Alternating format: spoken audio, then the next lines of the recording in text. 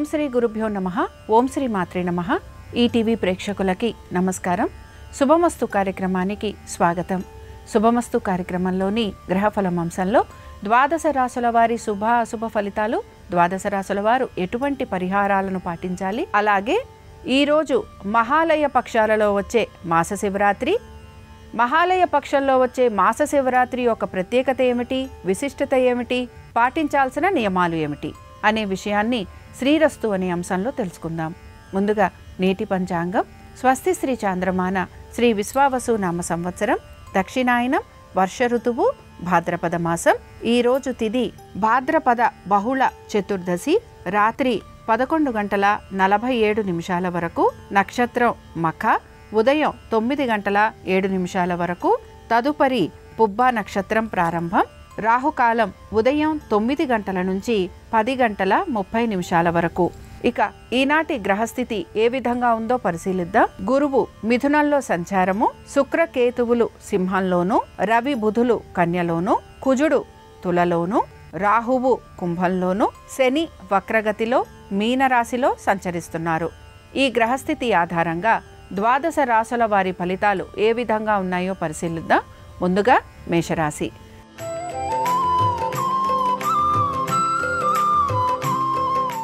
మేషరాశి వారు ఆర్థికపరమైన విషయాల గురించి ఆలోచన చేస్తారు. అలాగే ఎటువంటి శ్రమ, ఎటువంటి ఒత్తిడి ఉన్నా అధిగమించడానికి ప్రయత్నిస్తూ ఉంటారు. పట్టుదలతోటి ప్రతి పనిని పూర్తి చేసే ప్రయత్నం మాత్రం వీరు కొనసాగిస్తారు. అలాగే వీరు గనక ఆర్థికంగా అనుకూలత కోసం ఎటువంటి నిర్ణయాలు తీసుకుంటున్నా వాటికి లోబడి ఆ విధంగా ఉండేందుకు కూడా మీ ప్రయత్నం అనేది చేస్తూ ఉంటారు. ఆరోగ్యం గురించి మీరు తీసుకుంటున్న జాగ్రత్తలు చక్కటి ఫలితాలను ఇస్తాయి. దీంతో పాటు లిటిగేషన్లు, కోర్టు కేసులు, భూ సంబంధమైన ఇబ్బందులు ఇలాంటివి ఎటువంటివి ఉన్నా కూడా వీటికి సంబంధించి మీరు తగు విధంగా నిర్ణయాలు తీసుకోవడానికి కూడా ప్రయత్నం అనేది చేస్తూ ఉంటారు. పట్టుదలతోటి పనులు పూర్తి చేసే ప్రయత్నం అనేది మాత్రం కొనసాగుతూ ఉంటుంది. ఉద్యోగస్తులకి శ్రమ అధికంగా ఉన్న పట్టుదలతోటి పనులు పూర్తి చేస్తారు. అలాగే ఇతర వృత్తులలో ఉన్న వారికి కూడా సానుకూలత అనేది గోచరిస్తోంది. వ్యాపారస్తులకి వ్యాపారపరంగా మార్పులు చేర్పులు అనేవి గోచరిస్తున్నా ఆర్థికంగా ఒత్తిడికి గురవటం, అలాగే పాత బకాయిలు తీర్చాలని మీపైన అధిక ఒత్తిడి కూడా గురయ్యే అవకాశాలు గోచరిస్తున్నాయి. ఈ మేషరాశికి చెందిన వారు ఈరోజు శివ పంచరత్న స్తోత్రం చదవటం, వినటం, స్వామివారి దర్శనం వీరికి మంచి ఫలితాలను కలిగిస్తుంది. అనుకూలించే దిక్కు వాయువ్యం, కలిసొచ్చే రంగు నలుపు, అదృష్ట సంఖ్య 9.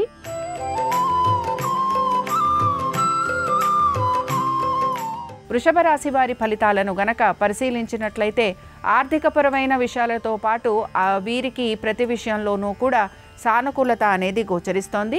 దీంతో పాటు మీరు అనుకుంటున్న విధంగా పనులు పూర్తి అయ్యేందుకు కూడా మీ ప్రయత్నం అనేది కొనసాగుతూ ఉంటుంది. నూతన అవకాశాల గురించి ఆలోచన చేయటం, తగు విధంగా మీ యొక్క మార్పులు చేర్పులు చేసుకుంటూ ముందుకు వెళ్లేందుకు ప్రయత్నిస్తారు. నూతన ఉద్యోగ ప్రయత్నాలు చేస్తున్న వారికి సానుకూలత అనేది గోచరిస్తోంది. బంధువర్గీయుల్ని కలవటం, తీర్థ స్నానాలు లాంటివి చేయటం, అలాగే దైవ దర్శనం చేసుకోవటం వీటిపైన మీరు శ్రద్ధాశక్తుల్ని కనబరుస్తూ ఉంటారు. ఆర్థికపరమైన విషయాలలో ఒత్తిడికి గురి అవుతున్నా కూడా సమయానుకూలంగా ఆర్థికంగా మీకు అనుకూలత అనేది కూడా గోచరిస్తూ ఉంటుంది. సంతానానికి సంబంధించి వారి యొక్క విద్య, ఉద్యోగ, వ్యాపారాలకి సంబంధించి చక్కటి అనుకూలమైన స్థితిగతులు గోచరిస్తున్నాయి. మీరు ఎక్కువ శాతం ఇంట్రాడే గురించి కానీ లేకపోతే స్టాక్స్ కొనుగోలు గురించి కానీ ఆలోచన చేసే అవకాశాలు ఎక్కువగా ఉంటాయి. ఇక వృషభ రాశి వారు ఈరోజు రుద్ర కవచం చదవటం, వినటం, స్వామివారి దర్శనం మీకు మంచి ఫలితాలను కలిగిస్తుంది.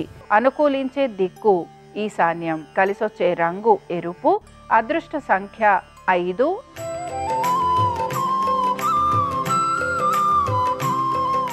మిథున రాశి వారి ఫలితాలను గనక పరిశీలించినట్లయితే ఆర్థిక పురోగతి వైపుగా మీరు వెళ్తూ ఉంటారు. అయితే మీరు ఆశించినట్టుగా మార్పులు చేర్పులు కలుగుతూ ఉన్నాయి అన్న భావన మీలో ఎక్కువగా కనపడుతూ ఉంటుంది. ఇంటికి సంబంధించి మార్పులు చేర్పులు ఉండటం, లేదా స్థానచలనము, బదిలీలు వీటి గురించిన ఆలోచన మీరు ఎక్కువగా చేసే అవకాశాలు గోచరిస్తున్నాయి. ఉద్యోగస్తులకి శ్రమ అధికంగా ఉన్న పట్టుదలతోటి పనులు పూర్తి చేస్తారు. వ్యాపారస్తులకి ఆర్థికంగా అనుకూలతతో పాటు చక్కటి పురోగతి అనేది సూచిస్తోంది. ఇతర వృత్తులలో ఉన్న వారికి కొంచెం శ్రమ అధికంగా ఉన్నా కూడా ఆర్థికంగా అనుకూలమైన స్థితిగతులు గోచరిస్తున్నాయి. మొత్తం మీద ఉద్యోగస్తులకి, వ్యాపారస్తులకి, ఇతర వృత్తులలో ఉన్న వారికి సానుకూలమైన పరిస్థితులు కనిపించటం, అలాగే ప్రతికూలంగా ఉన్న విషయాలను కూడా మీరు అనుకూలంగా మార్చుకునేందుకు ప్రయత్నం అనేది చేస్తూ ఉంటారు. సంతానానికి సంబంధించి చక్కటి అనుకూలమైన స్థితిగతులు గోచరిస్తున్నాయి. ముఖ్యంగా మిథున రాశికి చెందిన ఆర్ద్ర నక్షత్రం వారికి మాత్రం ఈరోజు ప్రతి పనిలోనూ కూడా అనుకూలత, అలాగే వీరు ఏ పని అయితే తలపెడతారో అది మీకు సిద్ధించే అవకాశాలు కూడా గోచరిస్తున్నాయి. మిథున రాశి వారు ఈరోజు బిల్వాష్టకం చదవటం, వినటం, స్వామివారి దర్శనం వీరికి మంచి ఫలితాలను కలిగిస్తుంది. అనుకూలించే దిక్కు నైరుతి, కలిసొచ్చే రంగు తెలుపు, అదృష్ట సంఖ్య 3.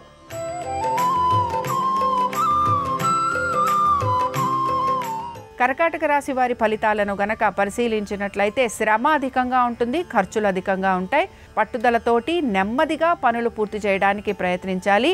భావోద్రేకాలను, అలాగే మీ కోపావేశాలను నిగ్రహించుకునేందుకు కూడా ప్రయత్నం చేయాలి. అయితే ముఖ్యంగా ఈ కర్కాటక రాశి వారికి ప్రయాణాలు అధికంగా ఉండటం, అలాగే చిన్న చిన్న అనారోగ్య సమస్యలు ఉండటం వలన వీరు శారీరకంగా, మానసికంగా ఇబ్బందికి గురయ్యే అవకాశాలు కూడా గోచరిస్తున్నాయి. ఉద్యోగస్తులకి స్థానచలనం, బదిలీల కోసం ప్రయత్నిస్తున్న ఈరోజు అనుకున్న విధంగా మార్పులు అనేవి గోచరించడం లేదు. వ్యాపారస్తులకి వ్యాపారపరంగా శ్రమ అనేది అధికంగా ఉంటుంది. అయితే వీరు పెద్దగా వ్యాపార సంబంధంగా మార్పులు చేర్పుల కోసం ప్రయత్నించరు. అలాగే ఆర్థికంగా అనుకూలత కోసం వీరు ఎక్కువగా ఆశిస్తూ ఉంటారు. ఇక ఇతర వృత్తులలో ఉన్న వారికి సానుకూలమైన పరిస్థితులు గోచరిస్తున్నాయి. ఇక ఈ కర్కాటక రాశి వారు ఈరోజు లింగాష్టకం చదవటం, వినటం, స్వామివారి దర్శనం మీకు మంచి ఫలితాలను కలిగిస్తుంది. అనుకూలించే దిక్కు వాయువ్యం, కలిసొచ్చే రంగు ఆకుపచ్చ, అదృష్ట సంఖ్య 4.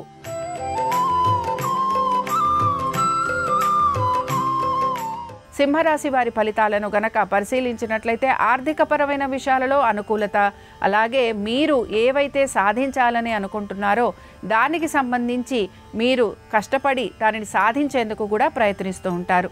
అయితే బంధువర్గీయుల్ని కలవటం, పెద్దలకి సంబంధించిన కార్యక్రమాలలో పాలు పంచుకోవటం, తీర్థయాత్రలు, దైవ దర్శనాలు, దాన ధర్మాలు వీటిపైన ఆసక్తిని కనబరిచే అవకాశాలు గోచరిస్తున్నాయి.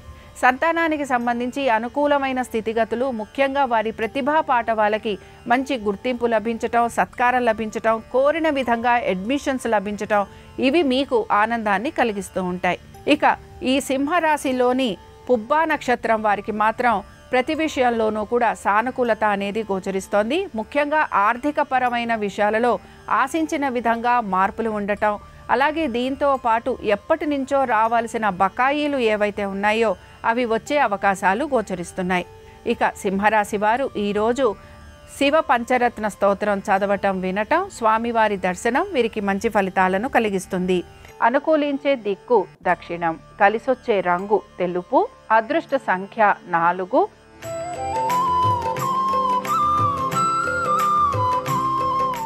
కన్యా రాశి వారి ఫలితాలను గనక పరిశీలించినట్లయితే ఖర్చులని అధిగమించడానికి ప్రయత్నించాలి. ఆరోగ్యం గురించి జాగ్రత్త వహించాలి. దీర్ఘకాలిక అనారోగ్య సమస్యలు ఏవైతే ఉన్నాయో అవి మిమ్మల్ని ఇబ్బందికి గురి చేసే అవకాశాలు గోచరిస్తున్నాయి. వైద్య నిమిత్తంగా ఖర్చులు అధికంగా ఉండటం, హాస్పిటల్స్కి వెళ్లాల్సిన పరిస్థితులు మీకు గోచరిస్తూ ఉంటాయి.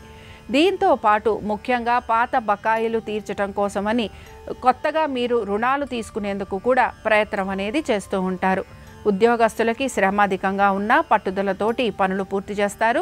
వ్యాపారస్తులకి మాత్రం ఆర్థికపరమైన విషయాలలో నిరాశకి గురయ్యే అవకాశాలు ఎక్కువగా ఉంటాయి.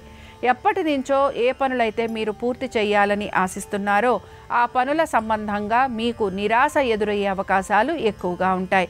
ఇక సంతానానికి సంబంధించి వారి ఆరోగ్యం గురించి ప్రత్యేక శ్రద్ధను తప్పనిసరిగా మీరు కనపరచాల్సిన పరిస్థితులు మీకు గోచరిస్తూ ఉంటాయి. ఇక కన్యారాశి వారు మాత్రం ఈరోజు బిల్వాష్టకం చదవటం, వినటం, స్వామివారి దర్శనం మీకు మంచి ఫలితాలను కలిగిస్తుంది. అనుకూలించే దిక్కు ఈశాన్యం, కలిసొచ్చే రంగు ఎరుపు, అదృష్ట సంఖ్య 5.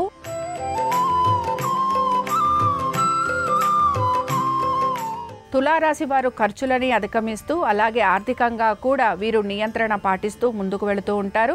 సమయానుకూలంగా వీరికి ఆర్థికంగా అనుకూలత అనేది కూడా గోచరిస్తుంది. బంధుమిత్రుల వలన సహాయ సహకారాలు అందే అవకాశాలు ఎక్కువగా ఉంటాయి. తులారాశికి చెందిన స్వాతి నక్షత్రం వారికి మాత్రం తప్పనిసరిగా ప్రతి పనిలోనూ కూడా వీరికి మంచి అనుకూలత అనేది గోచరిస్తోంది. అలాగే వీరు ఆశించిన విధంగా పనులన్నీ కూడా వీరికి పూర్తయ్యే అవకాశాలు గోచరిస్తున్నాయి. ఉద్యోగస్తులకి మాత్రం అనుకూలంగా ఉంది. వ్యాపారస్తులకి వ్యాపార పరంగా శ్రమ అధికంగా ఉన్న పట్టుదలతోటి పనులు పూర్తి చేస్తారు. ఆర్థికంగా కూడా వీరికి అనుకూలత అనేది కనపడుతోంది. అలాగే ఇతర వృత్తులలో ఉన్న వారికి కూడా సానుకూలమైన పరిస్థితులు గోచరిస్తున్నాయి. ఇక తులారాశి వారు ఈరోజు 12 జ్యోతిర్లింగ స్తోత్రం చదవటం వినటం స్వామివారి దర్శనం వీరికి మంచి ఫలితాలను కలిగిస్తుంది. అనుకూలించే దిక్కు నైరుతి, కలిసొచ్చే రంగు తెలుపు, అదృష్ట సంఖ్య 3.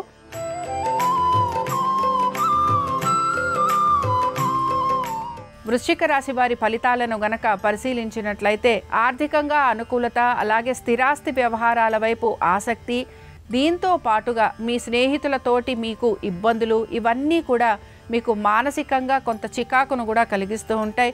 ఉద్యోగస్తులకి స్థానచలనము, బదిలీలు లేదా నూతన ప్రాజెక్టులు ఇలాంటివి లభించే అవకాశాలు ఎక్కువగా ఉంటాయి. ఇక వీటన్నిటితో పాటు మీరు ఆశించిన విధంగా మార్పుల కోసం ప్రయత్నం అనేది చేస్తూ ఉంటారు. సంతానానికి సంబంధించి మాత్రం అధిక శ్రద్ధను వహించాల్సిన పరిస్థితులు గోచరిస్తున్నాయి. మీ జీవిత భాగస్వామికి సంబంధించి వారి ఆరోగ్యం గురించి జాగ్రత్త వహించాలి. వీటన్నిటితో పాటు ముఖ్యంగా మీరు స్థాన చలనము, బదిలీలు వీటికి సంబంధించి ఆలోచన చేసే అవకాశాలు ఎక్కువగా ఉంటాయి. మానసిక ప్రశాంతత కోసం మీరు తీర్థయాత్రలు కానీ లేకపోతే దైవ దర్శనం కానీ చేసుకోవటం ఈరోజు మీకు చెప్పుకోదగిన సూచన. వృశ్చిక రాశి వారు ఈరోజు శివ అష్టోత్తరం చదవటం వినటం అలాగే స్వామివారి దర్శనం వీరికి మంచి ఫలితాలను కలిగిస్తుంది. అనుకూలించే దిక్కు ఈశాన్యం, కలిసొచ్చే రంగు ఎరుపు, అదృష్ట సంఖ్య 5.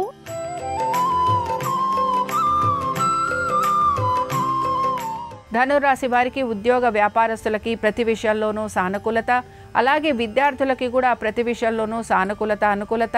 పోటీతత్వ పరీక్షలకు వెళుతున్న వారికి కూడా అనుకూలమైన అవకాశాలు కలుగుతున్నాయి.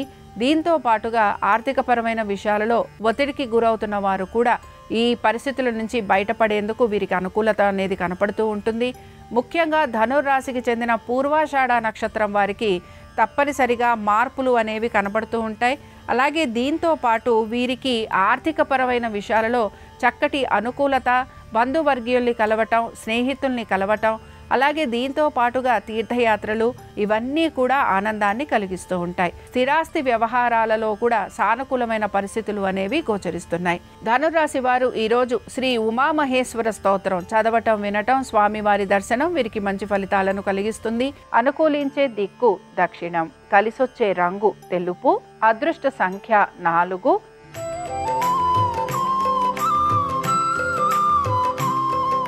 మకర రాశి వారి ఫలితాలను గనక పరిశీలించినట్లయితే మకర రాశి వారు కూడా వృత్తి ఉద్యోగ వ్యాపారాల పరంగా సానుకూలత, అనుకుంటున్న పనులన్నింటిలోనూ కూడా విజయావకాశాలు, అలాగే ఆర్థికపరమైన విషయాలలో చక్కటి అనుకూలత, దీర్ఘకాలిక పెట్టుబడులు పెట్టాలనే యోచన, అలాగే స్టాక్స్ పైన వాటిపైన పెట్టుబడులు పెడుతూ ఉండటం, దీంతో పాటుగా మీ తల్లిదండ్రుల ఆరోగ్యం గురించి శ్రద్ధాశక్తుల్ని కనబరచాల్సిన పరిస్థితులు, ముఖ్యంగా మీకు స్థిరాస్తుల గురించి ఆలోచన చేయటం, మీ పితృ సంబంధంగా మీకు స్థిరాస్తులు లాంటివి లభించటం, ఇవన్నీ కూడా మీకు ఆనందాన్ని కలిగిస్తూ ఉంటాయి.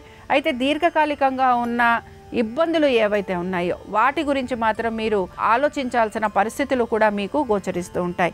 సంతానానికి సంబంధించి మాత్రం ప్రత్యేక శ్రద్ధను కనబరచాలి.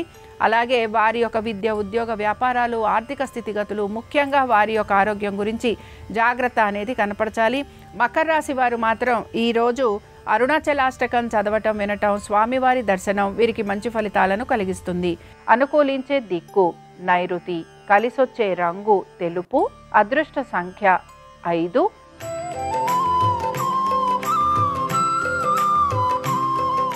కుంభరాశి వారి ఫలితాలను గనక పరిశీలించినట్లయితే కుంభరాశి వారికి కూడా ఆర్థికపరమైన విషయాల్లో ఒత్తిడికి గురయ్యే అవకాశాలు, పెట్టుబడుల విషయాల్లో జాగ్రత్త వహించాలి. పనులు ఏవైతే మీరు అనుకుంటున్నారో అవి ఆలస్యంగా పూర్తి కావటం, అలాగే మీరు గనక ఎటువంటి ఇంక్రిమెంట్ల కోసం లేకపోతే ప్రమోషన్ల కోసం ఎదురు చూస్తున్నా అవి మీరు ఆశించిన విధంగా వేగవంతంగా పూర్తి కాకపోవటం, లేదా మీకు ఇంకా దానికి సంబంధించి ఎటువంటి వార్త రాకపోవటం, అలాగే వీటన్నిటితో పాటు స్థిరాస్తి వ్యవహారాలపైన మీరు ఆసక్తిని కనబరచటం, తల్లిదండ్రులతోటి ఎక్కువ సమయం గడపటం, అలాగే దైవ సంబంధమైన కార్యక్రమాలు లేదా పితృ సంబంధమైన కార్యక్రమాలలో ఎక్కువగా మీరు పాలు పంచుకుంటూ ఉంటారు. దీంతో పాటుగా మీరు తీర్థయాత్రలకు వెళ్ళటం, వీటిపైన ఆసక్తి కనబరిచే అవకాశాలు ఎక్కువగా ఉంటాయి. ఉద్యోగస్తులకి శ్రమ అధికంగా ఉన్నా నెమ్మదిగా పని పూర్తి చేస్తారని చెప్పుకుంటున్నాం. వ్యాపారస్తులకి వ్యాపార పరంగా కొంత శ్రమ అధికంగా ఉంటుంది. ఇతర వృత్తులలో ఉన్న వారికి కూడా మిశ్రమ ఫలితాలు అనేవి గోచరిస్తున్నాయి. ఇక ఈ రాశి వారు ఈరోజు విశ్వనాథాష్టకం చదవటం, వినటం, స్వామివారి దర్శనం వీరికి మంచి ఫలితాలను కలిగిస్తుంది. అనుకూలించే దిక్కు నైరుతి, కలిసొచ్చే రంగు తెలుపు, అదృష్ట సంఖ్య 3.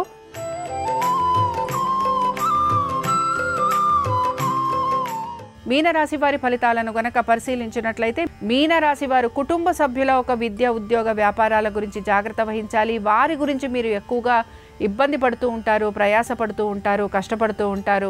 అలాగే మీరు పడుతున్న కష్టాన్ని వారు గ్రహించకుండా మిమ్మల్ని నిందించే అవకాశాలు కూడా ఎక్కువగా ఉంటాయి. అలాగే దీంతో పాటుగా మీరు ప్రతి విషయంలోనూ కూడా నెమ్మదిగా ఉండేందుకు ప్రయత్నించాలి. ఖర్చులు అధికంగా ఉన్నాయి. వీటన్నిటితో పాటు దీర్ఘకాలికంగా మీరు తీసుకుంటున్న రుణాలు ఏవైతే ఉన్నాయో వాటికి సంబంధించి కూడా మీ పైన ఒత్తిడి అనేది కలుగుతూ ఉంటుంది. మొత్తం మీద ఆర్థికపరమైన విషయాలలో వ్యాపారస్తులు ఎక్కువగా ఇబ్బందికి గురవుతున్నారు. అలాగే వీరికి కొంత వ్యాపార నిమిత్తంగా కూడా వీరు పరిహారాలు లాంటివి చేసుకుంటూ ముందుకు వెళ్లేందుకు ప్రయత్నించాలి. పితృ సంబంధమైన కార్యక్రమాలలో తప్పనిసరిగా పాలు పంచుకునేందుకు ప్రయత్నించాలి. మీనరాశి వారు ఈరోజు రుద్ర కవచం చదవటం, వినటం, స్వామివారి దర్శనం మీకు మంచి ఫలితాలను కలిగిస్తుంది. అనుకూలించే దిక్కు వాయువ్యం, కలిసొచ్చే రంగు ఆకుపచ్చ, అదృష్ట సంఖ్య 4. ఇవి ద్వాదశ రాశుల వారి ఫలితాలు. మాస శివరాత్రి శనివారం సందర్భంగా ఆ పరమేశ్వరుని యొక్క అనుగ్రహం, వెంకటేశ్వర స్వామి వారి యొక్క కృప ద్వాదశ రాశుల వారి మీద ఉండాలని ఆశిస్తూ స్వస్తి. శ్రీరస్తు శుభమస్తు. ఈరోజు మాస శివరాత్రి శనివారంతో కలిసి వచ్చింది. ఈ సందర్భంగా నల్ల నువ్వులు కలిపిన జలాలతో శివాభిషేకం చేస్తే రాశిపరంగా జాతకపరంగా ఉన్న శని దోషాలన్నీ తొలగిపోతాయి. శని దోషాలు తొలగిపోయి శివానుగ్రహం కలిగి ఆర్థికంగా కలిసి రావాలంటే నల్ల నువ్వులు, పటిక ముక్క, పంచదార వీటిని ఆవు పాలల్లో కలిపి ఆ ఆవు పాలతో శివాభిషేకం చేయాలి.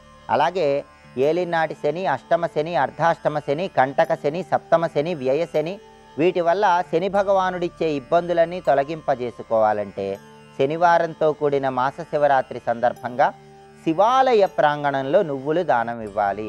శివాలయ ప్రాంగణంలో 1.25 kg నల్ల నువ్వులు నలుపు రంగు వస్త్రంలో మూటగట్టి దానం ఇచ్చినట్లయితే సంపూర్ణంగా శని బాధలు, శని పీడల నుంచి బయటపడి శివానుగ్రహానికి పాత్రలు కావచ్చు. ప్రదోష కాలంలో శివాభిషేకం, శివాలయ దర్శనం విశేషమైన శుభ ఫలితాలను కలిగింపజేస్తుంది. అలాగే ప్రదోష కాలంలో శివాలయంలో చండీ ప్రదక్షిణ చేయటం, కొబ్బరి నూనెతో శివాలయ ప్రాంగణంలో దీపారాధన చేయటం ద్వారా కూడా పరమేశ్వరుడి సంపూర్ణమైన అనుగ్రహానికి సులభంగా పాత్రలు కావచ్చు.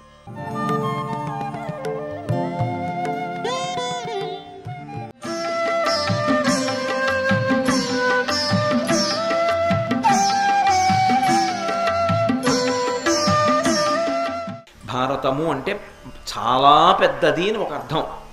అటువంటి భారతాన్ని వ్రాయాలి. ఎలా వ్రాయాలి అంటే వ్యాసుల వారు ఆపే వరకు చేయినెప్పెడుతోందండి అనకూడదు, లేకపోతే సిరా అయిపోయిందండి అనకూడదు, ఘంటానికి ముళ్ళు విరిగిపోయిందండి అనకూడదు. ఆయన చెప్తున్నంతసేపు వ్రాస్తూనే ఉండాలి. ఎవరు అలా వ్రాయగలిగిన వాడని అడిగారు. ఎవరూ ముందుకు రాలేదు. అమ్మ బాబోయ్ మేమెక్కడ రాయగలం, మా వల్ల కాదన్నారు. వ్యాసుల వారు ఒకసారి కూర్చుంటే కొన్ని నెలలు చెప్తాడు. కొన్ని నెలలు అన్నపానాదులు లేకుండా ఎవరు రాస్తారు? ఒక్క తప్పు రాకూడదు. ఎవరు వ్రాయగలరు? ఏ వ్రాయసగాడు ముందుకు రాలేదు. అప్పుడు విఘ్నేశ్వరుడు ముందుకు వచ్చాడు. నేను వ్రాస్తానన్నాడు. సాక్షాత్ మరి మేనమామ నారాయణమూర్తే కదా వ్యాసుడిగా వచ్చాడు. మేనల్లుడిగా లోకానికి ఉపకారం చేస్తానన్నాడు. నువ్వింత ఉపకారం చేస్తున్నావు, నేను ఆ ఉపకారంలో పాత్ర తీసుకుంటాను, నేను వ్రాస్తా మహాభారత. చెప్పు ఎంత చెప్తావు, మొదలు పెట్టమన్నాడు. ఆయన చెప్తుంటే వ్రాస్తున్నప్పుడు అరిగిపోయినటువంటి ఘంటం కావాలి. దేని మీద వ్రాస్తారు? మన కాగితాల మీద వ్రాయరు, దాన్ని తాటాకు మీద రాస్తారు. తాటాకు మీద వ్రాసేటప్పుడు మీరు ఎప్పుడైనా తాళపత్ర గ్రంథం చూశారో లేదో నాకు తెలియదు. చిన్న చిన్న చిన్న చిన్న కన్నాలు పడుతున్నట్టుగా రాస్తారు. అలాగని చిల్లు పడిపోకూడదు, చిన్న కన్నం పడినట్టుగా రాస్తారు. ఇప్పటికీ మీరు తాళపత్ర గ్రంథం తీసుకుని కొద్దిగా దాని మీద శుద్ధ వేసి ఇలా అన్నారనుకోండి, అక్షరాలు సుస్పష్టంగా కనపడతాయి. కాగితమైన ఓ 50 ఏళ్ళో 70 ఏళ్ళో అయిపోతే చిరిగిపోతుంది. తాళపత్ర గ్రంథం కొన్ని వందల సంవత్సరాల తర్వాత కూడా ఆకు అలాగే ఉంటుంది. నేను ప్రత్యక్షంగా చూశాక కాంచీపురంలో 700-800 సంవత్సరాల క్రితం వ్రాసినటువంటి తాళపత్ర గ్రంథం మీద ఉన్నటువంటి శ్లోకం చదువుతుంటే స్పష్టంగా అర్థమవుతుంది. అలా వ్రాస్తారు, అలా వ్రాయాలి. దేంతో వ్రాయాలి మహాభారతాన్ని? అటువంటి ఘంటం ఎక్కడ దొరుకుతుంది అంటే ఆయన అన్నాడు, ఏనుక్కి అత్యంత ఇష్టమైనది ఏది అంటే తన దంతం. నాకు ఇష్టమైనదైనప్పటికీ కూడా, నా ముఖానికి అందం ఇచ్చేది దంతం అయినప్పటికీ కూడా లోకం కోసం ఒక దంతాన్ని విరిచేస్తాను. దానివల్ల నా ముఖం వికారంగా ఉంటుంది. ఏకదంతం శూర్పకర్ణం గజవక్త్రం మనోహరం అంటాం. ఒక దంతంతో ఉంటే వికారంగా ఉంటుంది. లోకానికి నేను వికారంగా కనపడ్డా పర్వాలేదు, కానీ నేను ఒక దంతాన్ని విరిచి లోకానికి అవసరమైన మహాభారతాన్ని వ్రాసిస్తాను.